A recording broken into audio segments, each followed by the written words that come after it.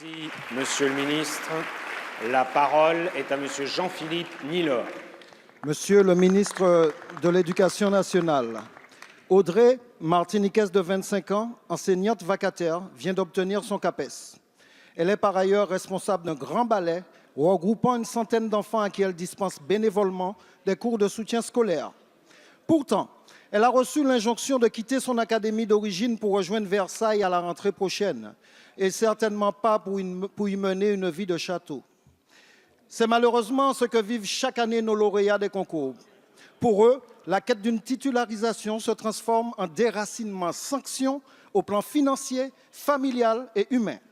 Vous me répondrez qu'il s'agit d'un concours national et qu'une mission a été confiée à ce sujet au président de la délégation des Outre-mer. Soit, mais quel paradoxe!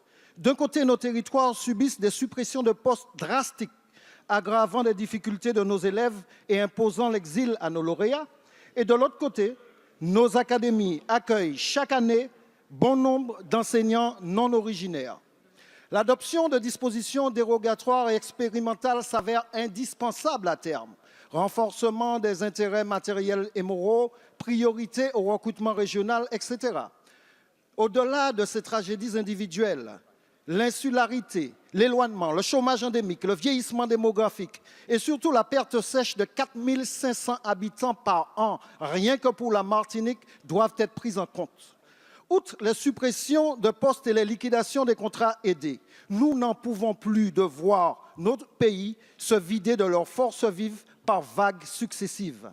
Monsieur le ministre, syndicats, enseignants, parents et communautés scolaires sont déjà mobilisés. Au nom d'Audrey et de tous les autres, quelles mesures concrètes et équitables et immédiates entendez-vous prendre pour mettre fin à cette saignée? Merci, Monsieur le député. La parole est à Monsieur Jean-Michel Blanquer, ministre de l'Éducation nationale. Monsieur le Président, Mesdames et Messieurs les députés, Monsieur le député Jean-Philippe Nilor, cette question est évidemment très importante, j'y suis très sensible. Je connais les situations humaines qu'il y a derrière ce que vous avez évoqué. Vous le savez, j'ai été recteur Outre-mer et je vois parfaitement de quoi vous parlez. Et il faut voir à la fois la question sous l'angle de notre institution nationale, sous l'angle des intérêts des personnels concernés, sous l'angle aussi de l'intérêt des élèves.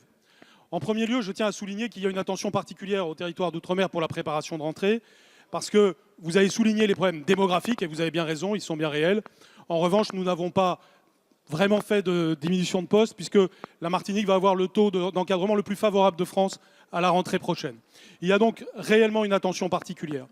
En ce qui concerne les personnels, et vu de leur point de vue, ce problème que vous évoquez a toujours existé, puisque les concours sont nationaux.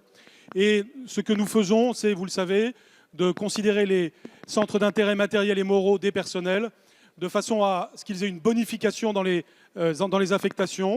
Et j'ai demandé une attention particulière cette année, ce qui fait que le taux de satisfaction des demandes a atteint le taux de 77% pour les territoires d'outre-mer, alors même qu'il est de 40% à l'échelle nationale.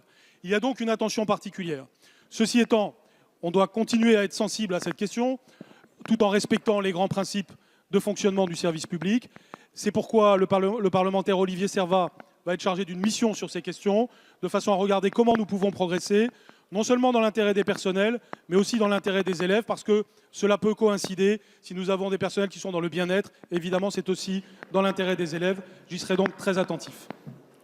Merci, Monsieur le ministre.